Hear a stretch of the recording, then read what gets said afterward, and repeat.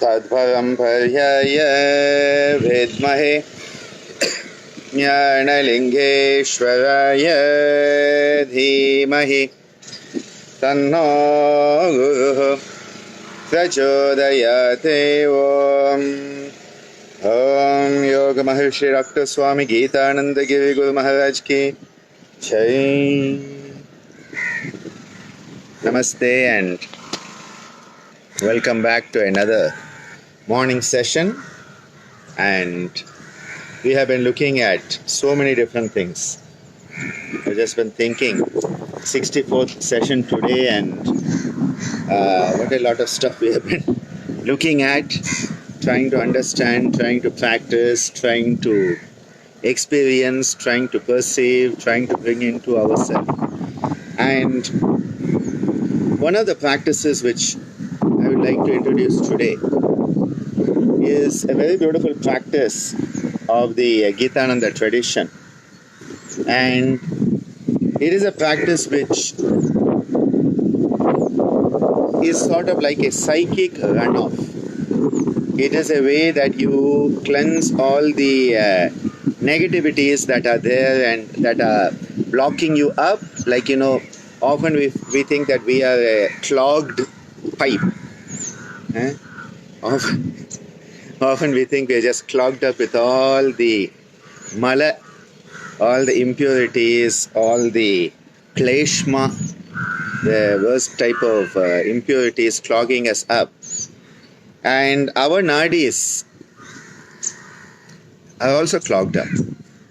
And that is why in yoga we have so many practices that are mala shodhana karma, which are the shat kriyas or shat karmas. And there are at least 108 mala shodhana karmas, that is cleansing actions that are done in yoga. And different traditions have different practices. You have the classical shat kriya, neti, dauti, basti, kapalabhati, etc., trataka and all. You then have the combination practice, which is the Shankha Prakshalana, which is a very, very good practice. Shankha Prakshalana is an amazing practice because it combines many of the Shat Kriyas in one. So in one you get all of those benefits. So it's a very good practice that way. Along with that, there are the breathing practices. For example, when you do the Kapalbhati itself, it's an excellent kriya to cleanse the mala. That's why it's part of the Shatkarmas. Though when performed with awareness of the prana and the pranic flow, it can start to become a pranayama. But if it is just practiced as more like a breathing exercise, it is definitely a cleansing practice, a kriya. We then have practices like Nadi Shuddhi, Nadi Shodhana, which we have already detailed in previous lessons in great detail, where we looked at cleansing at a gross level and then a subtle level. So the gross cleansing and the subtle cleansing, the Shodhana and the Shuddhi. Now, Swamiji in his beautiful teachings, he talks of a practice called Nadi Jnana Kriya. And this Nadi Jnana Kriya is a wonderful practice where you can actually use your visualization, and through the visualization the mind comes into this process. The idea of visualization in yoga, and visualization then starts to come under Jnana Yoga, Raja Yoga, Kriyas and Prakriyas, is especially if the visualization is internal. Now, most of the modern yoga circles, you find visualization, but externalized visualization. And externalized visualization or imagery is very relaxing, but it is not working on you internally. And again, visualization is a very dangerous word because it implies that something doesn't exist and you are visualizing it. Whereas in the yogic use of the term visualization, it means that initially you have to think about it, conceptualize it, and then it comes alive in you. So there's a very big way in which this term itself is used in yoga. Just 1 second. I need to change something around here because There are some issues with the light out here today. I don't know what's happening. Okay, fine. It's still having an issue.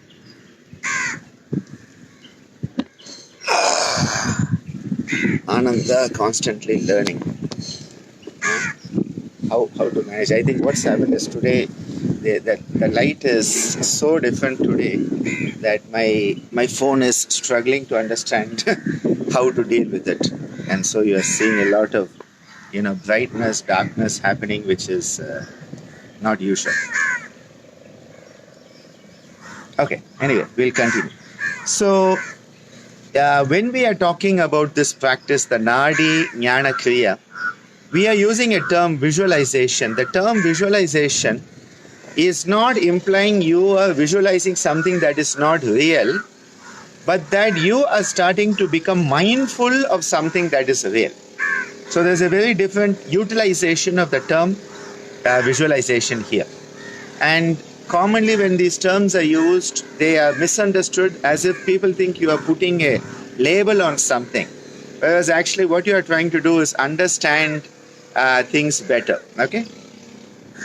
The Nadi Jnana Kriya is a practice where we are going to be visualizing this runoff, a psychic runoff of energy. And Swamiji has given a very beautiful description of it. And I thought I will read it out because nothing better than the Guru's words. And he has a very beautiful image of it also here. This I just had taken a printout of it the other day for something. And you cannot read it because you have to reverse it. But you can see how it's as if the person is lying in a sewer pipe and the runoff is happening. Okay, that's sort of just to give you a mental image that Swamiji had conceptualized so long ago and part of the step by step. And he says, yogic sewage pipe for Nadi Jnana only and shower after use. That's actually what it says when the words are reversed, and maybe when I download it later, I'll reverse it and then you'll see it. Yogic sewage pipe, Nadi Jnana Kriya for what is that? Sewage pipe for Nadi Jnana only, shower after use.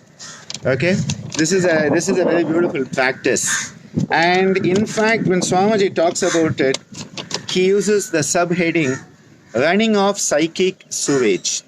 Now, the nadis are not physical entities; these are psychic channels for the flow to occur, and people are always trying to look for a nadi. What you can see is the effect of a nadi in the sense of when you check your pulse.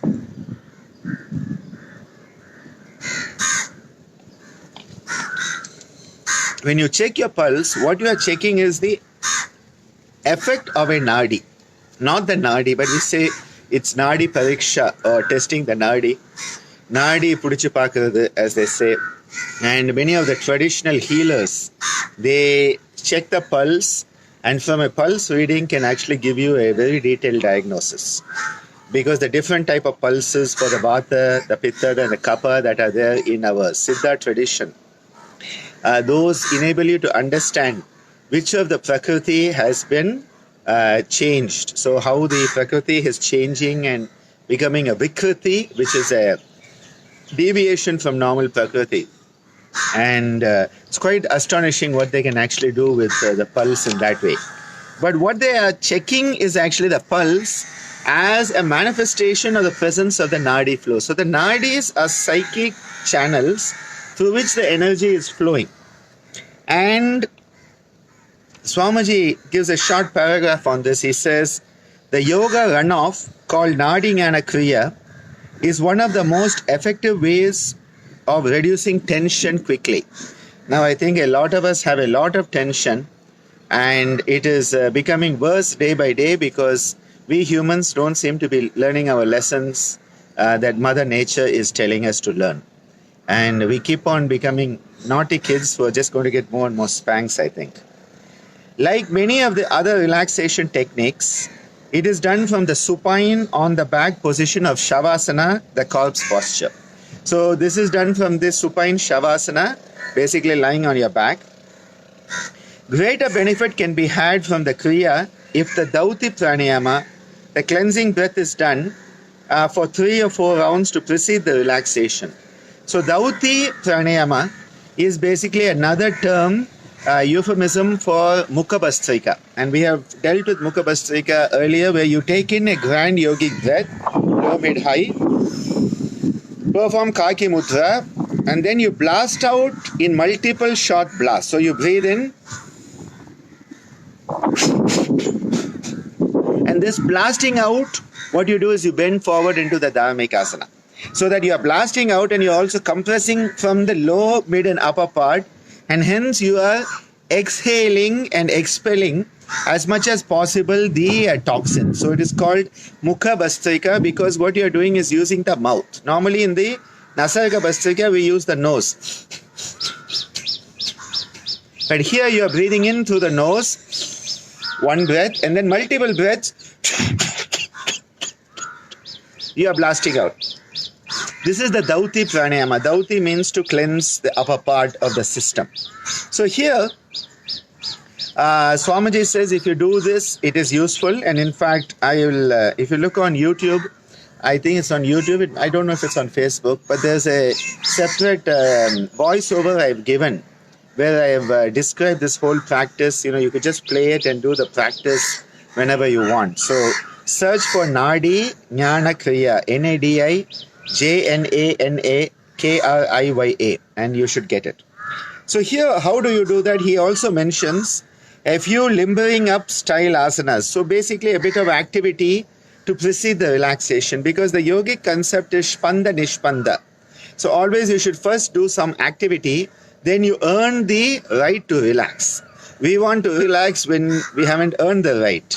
So it is very important that first you earn the right to relax by doing some activity. So he says some sort of activity like that, they are recommended, especially if there's any stiffness or muscular tension felt in the body. So, you know, if there's a bit of tension, you know, a bit of shaking, a bit of, you know, good tala and ardhakati, a bit of twisting, even a bit of pavana mukta, you know, that would actually be a very good idea.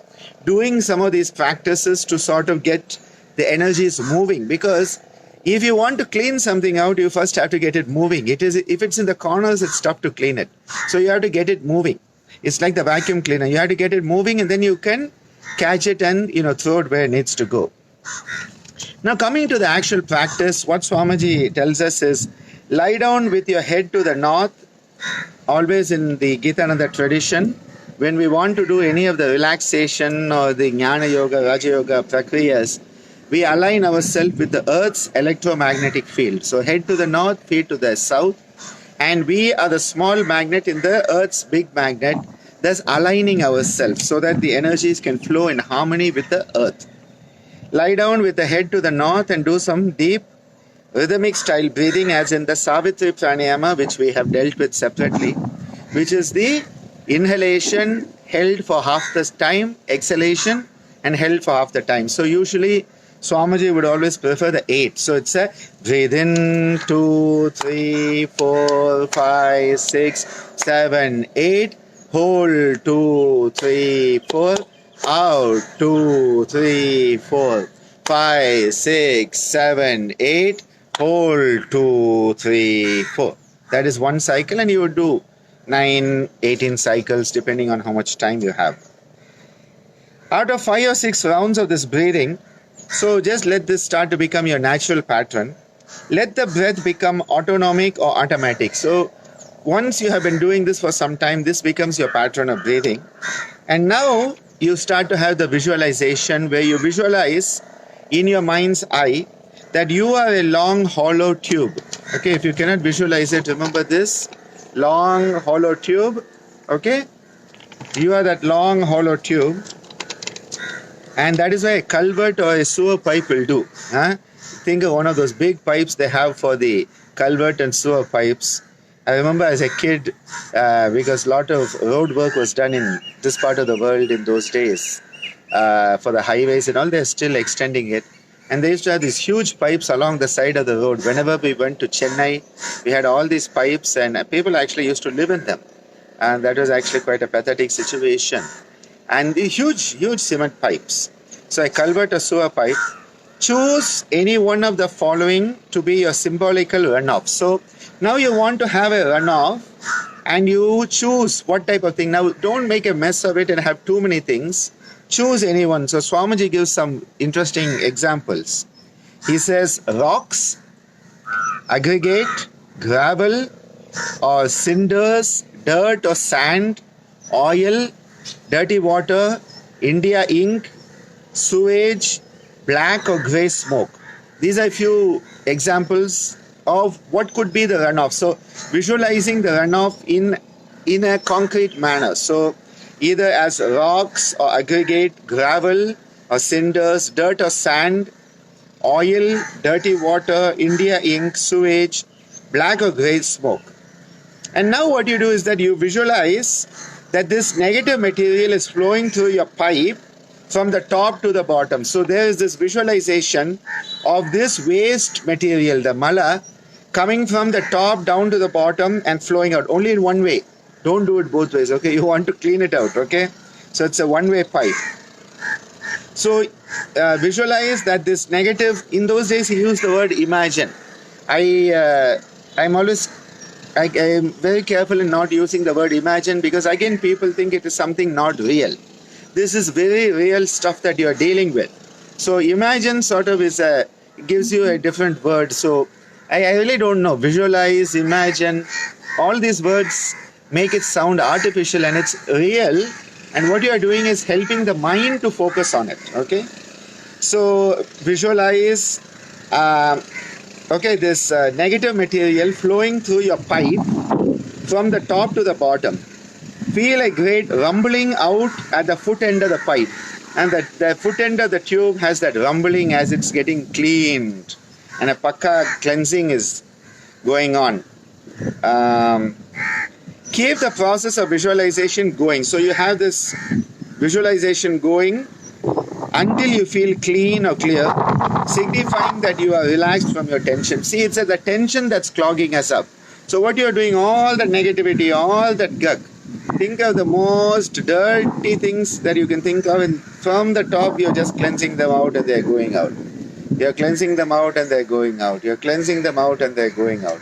And as you're doing this, what is doing? You are cleansing the whole system.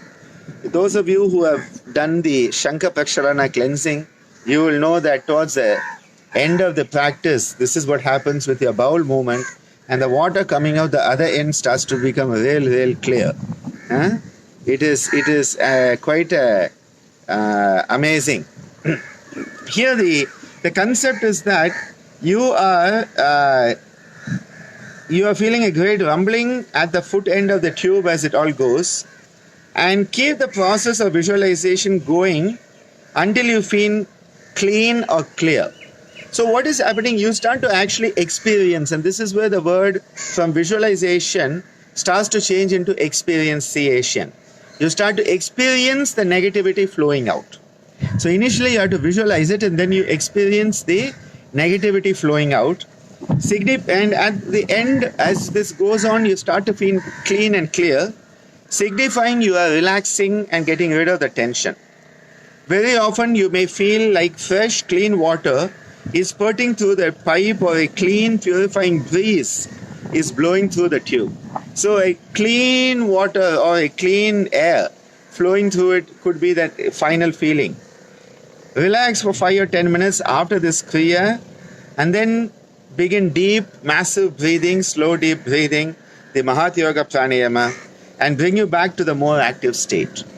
This practice is one of the very beautiful practices, simple enough that anybody could do it. In fact, as long as they have the capacity to sort of focus the mind, and automatically that excludes a lot of people, because very few people can actually focus nowadays.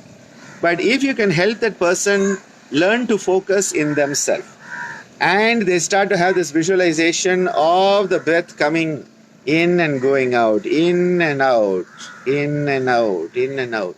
What you're doing is having this beautiful sense of cleansing across. Okay? So let's go through a short version of this. As I said, there is a YouTube video, but it's not really a video, it's an audio. voiceover that you can use. So let's just give a little bit of cleansing work. Shaking your feet a bit.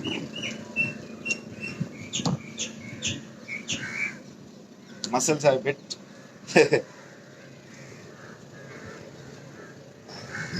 I started cycling again, and so the muscles are saying, you just did your cycling and now you're sitting. Yesterday when I was doing with the kids this practice, we got a new version. We had the clap right, clap left, clap right, clap left. We got a new one where you actually do, and you get to the opposite side. In fact, it's actually very interesting. It's another type of cross that occurs when you do this. You can actually cross, then you come back to normal, and then cross, cross, normal, normal, cross, cross, normal, normal, cross, cross, normal, normal, cross, cross.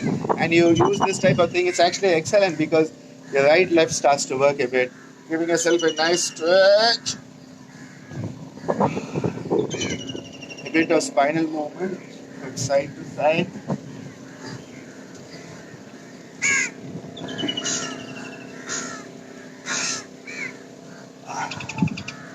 Remember the beautiful practice we did of working up and down your spine? Very excellent practice you can do, in fact. A bit of stretch to the opposite sides. Giving a nice healthy side stretch. A bit of the Manduka. Then the Gomukha.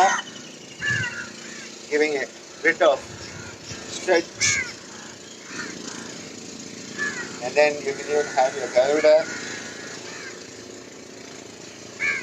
This is the lazy lunge modified version. Very nice rotation. Okay, fine. Now, let's perform a few rounds of the Mukha Bhastrika. As Swamiji has suggested, the Mukha Bhastrika enables us to sort of prepare ourselves, okay? So let's do a few rounds of the Mukha Bhastrika. Breathing in, low, mid, high. Blasting out.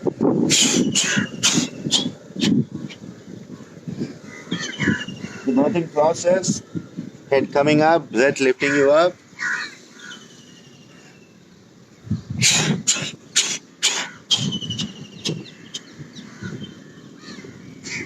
Lifting the head up, letting the breath lift you back up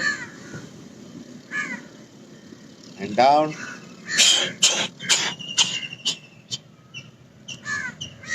Relax a few seconds in the Dharmikas.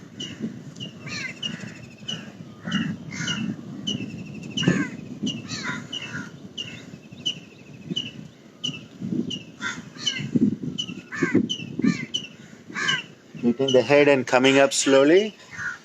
Bending back into the Supta Vajra. If you are used to the Supta Vajra, please do it. Just a balance. If not, you can just bend back otherwise.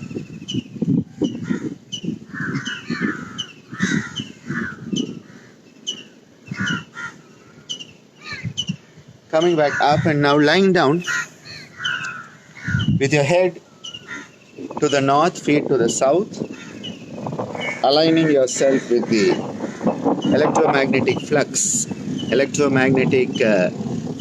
of the earth, right? We are a small magnet. Remember, we are not a separate magnet. We are not outside the earth's field. And people get very confused with this electromagnetism. We are a small magnet, north, south, in a big magnet. So the small magnet aligns with the big magnet's energy flows. Okay? That is healthy. So lying down with your head to the north. I'm not going to lie down. If I lie down, I may go to sleep and then we'll have another story to tell. Lying down in Shavasana, head to the north, feet to the south. If there are any kinks in the body, just relax them a bit. It's very nice. have a nice, pleasant morning here with some nice breeze and interesting cloud formation. Nice sunrise, birds chirping. I see a few parrots actually out there on the tree. Yeah, green parrots on the tree. Nice to see some of these birds come back. Start to breathe in the Savitri Pranayama pattern. Breathing out. Breathe in. 2, 3, 4, 5, 6, 7, 8. Hold. 2, 3, 4. Out. 2, 3, 4, 5, 6, 7, 8. Hold. 2, 3, 4. In. 2, 3, 4, 5, 6, 7, 8. Hold. 2, 3, 4. Out. 2, 3, 4, 5, 6, 7, 8. Hold. 2, 3, 4. In. 2, 3, 4, 5, 6, 7, 8. Hold. 2, 3, 4. Out. 2, 3, 4, 5, 6, 7, 8. 3, 4. Continue the breathing and let that breath pattern become your natural pattern.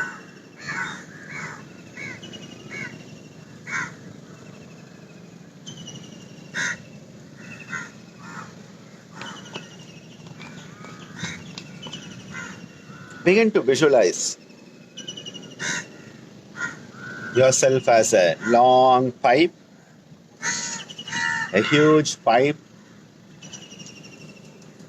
and begin to visualize and feel the flow of all the mala, all the ashuddha, all the impurities from the head coming down through the body, that is this long pipe, and out the feet, the foot end of the pipe. Let that visualization be anything that really, when you think of dirt, when you think of mala, when you think of impurity, whatever comes to mind. It could be stones, it could be sand, it could be gravel, it could be dirty oil, dirty water. Huh?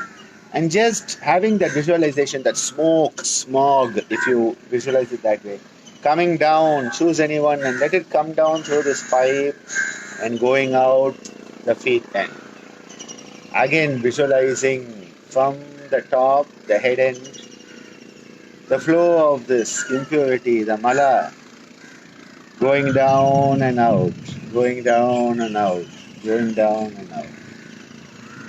The impurities from the head end of your pipe coming down, down, down, and going down and out. Repeating this process as all those impurities that are there, all those impurities, being aware of them and consciously letting them flow through. You have that jnana, you have the wisdom that you want these nadis to be cleared of all the mala, a psychic cleaning happening through your higher wisdom. That is why it is the Nadi Jnana Kriya. You're using your jnana, your higher cognitive abilities to clear it out. Let that continue, visualizing flow, the flow of all the dirt, all the impurities, all that mala, the ashuddham, coming through, all that guk, all that kleshma, and let it go out, go out, go out, go out, go out, go out the feet end. Being aware of it flowing in from the top and coming through you as one big hollow conduit.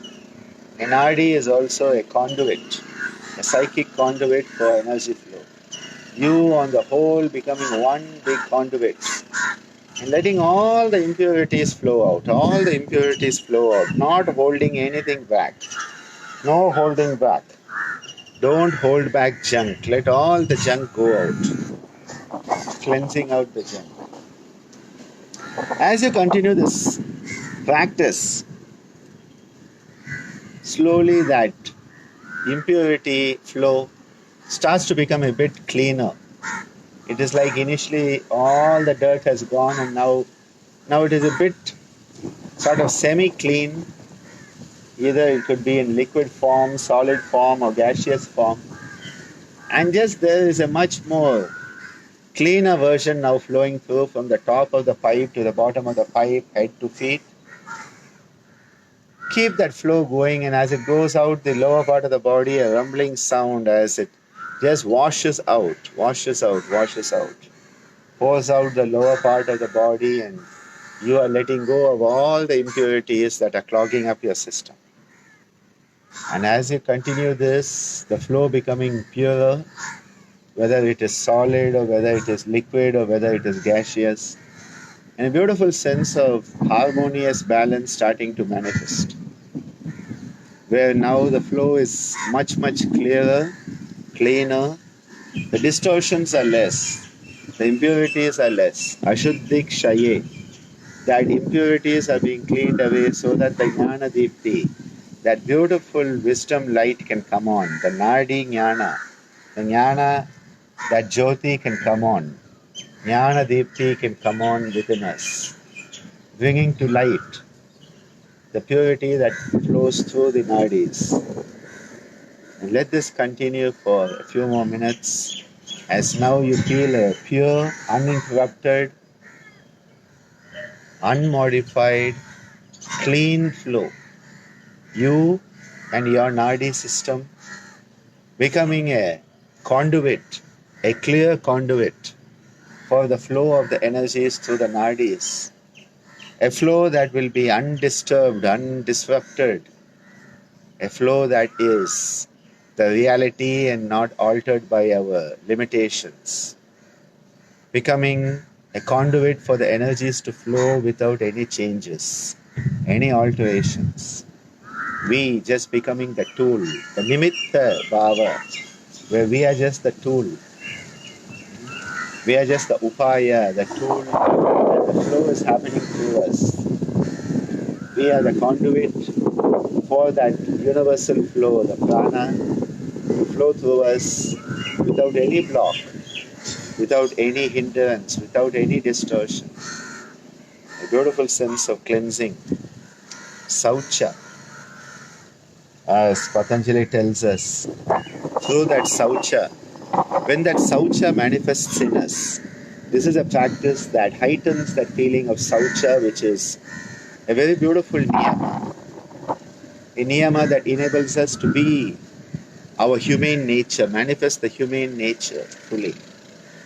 Saumanasya ekagrata.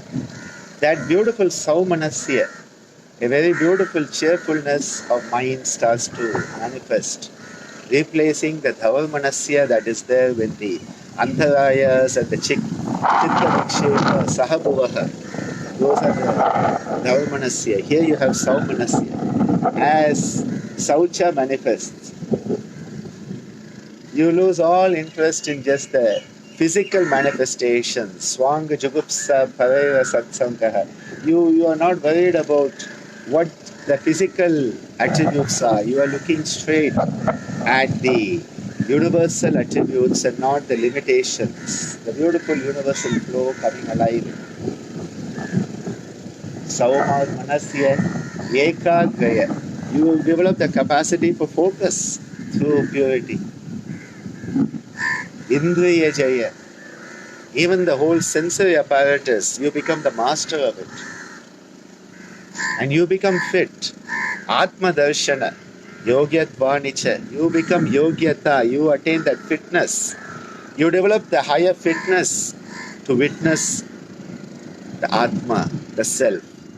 Atma Darshana, Yogyatva, such beautiful attributes of Saucha. Saucha is not an external cleanliness, it is an internal purity. And this Nadi Jnana Kriya of the Gitananda tradition is one of the practical ways that Saucha can manifest. It stops being just a theoretical concept of Saucha, but you actually become Saucha. Because when the Nadi Jnana Kriya occurs, you are consciously letting go of all the mala, all the impurities that were blocking up the flow of the Nadi, the flow of that beautiful prana Shakti. And that beautiful prana that flows through the nadis, when you block it up, it cannot flow. And here the Nadi Jnana Kriya, through the higher jnana, the wisdom, we are cleansing, we are becoming a pure vehicle. That Nimitta Bhava comes alive. Narayana Bhava, Narayana Arpana Bhava. And Nimitta Bhava being a tool, and being an upaya for the Purusha itself, for Ishvara itself. That is where the higher consciousness comes alive in us. To come out of this practice, you can always continue in it when you have time, and if you have time, just continue in it. But if not, slowly start to move your fingers and toes. When coming out of relaxation, it is very useful to first move your fingers and toes. Start from the periphery, come to the center. It's a very beautiful way to come out of the relaxation, moving the fingers, moving the toes, then the wrist joint and the ankle, then the elbow joint and the knee, then the shoulders and the hip, and then giving a whole stretch along your spine. And then turning a little bit and turning over and coming onto your face. Relax a few seconds in the face prone position. Coming up into the Bhujangasana, pushing yourself into the Shashangasana. In fact, today I initially thought of introducing Bhujangini Mudra to you, but that's for another day. Shashangasana. Then coming back into the Vajrasana. Sitting a few seconds in this posture. Vajrasana is a human posture. Only human beings can sit in Vajrasana. And that is why when we sit in Vajrasana, we are manifesting our humanity. It's a very beautiful practice where we are manifesting our humanity because only humans can sit in Vajrasana. It's a human posture. And we talk about different postures. So you do the cobra posture, you do the mountain posture, you do the crow, peacock, and all of these postures are simulation techniques to simulate the experience of what these lower life forms are going through or have gone through, so that you can become more understanding of other living beings. But then when you come into Vajrasana, you are starting to understand what it is to be human, because you are putting yourself in a human posture. You are simulating what it is to be human. Many people have forgotten what it is to be human. Sitting in Vajrasana simulates the human experience, especially when you speak there. Whenever we are making the animal sounds, we go around and we go ah, and then meow, meow, and lul, lul, lul, and all that we do, meh, and all that. And then when we come to the Vajrasana, I tell the children, now let's make human. And everybody's like, what is human? And I'm like, human means to keep quiet. Silence is the highest language of humanity. The greatest teacher, Dakshinamurti Shiva, how does he teach in silence? Mauna Vyakya Pragadita Para Brahmatattvam Yuvana.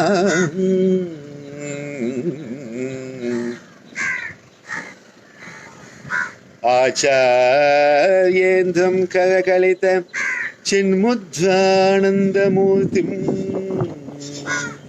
Swatmaramam Muditavadanam Dakshinamurtim Ide Swatmaramam Muditavadanam Dakshinamurtim Ide Mauna Vyakya Pragadita Param Brahmatattvam Yuvanam Varshishtan Deva Sadrishiganer Avartam Brahmanishtaim Acharyendram Karagalitam Chinmudranandamurtim Swadmaramam Muditavadanam Dakshinamurtim Ide. That Dakshinamurti is Mauna Vyakya. He teaches in silence, not like Dr.Ananda who keeps on talking, and you stop listening. So Dakshinamurti says, no use in talking, keep quiet. Huh? Many people hear, very few listen. And listening is an internal process. Hearing is an external process. So important. In the beautiful Kamba Ramayana, when Rama meets Sita, Kamban in the Tamil Kamba Ramayana, he says, பிரிந்தவர் கூடினால் Basel வேண்டுமோ பிரிந்தவர் கூடினால் Basel வேண்டுமோ அண்ணலும் நோக்கினான் அவளும் நோக்கினான். When Rama and Sita come together, he says, when those two who are in the golden Milky Way, Parkadal, Rama and Sita, Lord Vishnu and Goddess Mahalakshmi, when they come back, do they need to speak? Our words needed. The connection is soul to soul. When we have to tell someone something, it means already there's a disconnect. When you have to give it in writing, they are totally disconnect. And when you have to send an email reminder, you know you have lost them. To be able to connect without speech, that is humanity. Vajrasana is a human posture.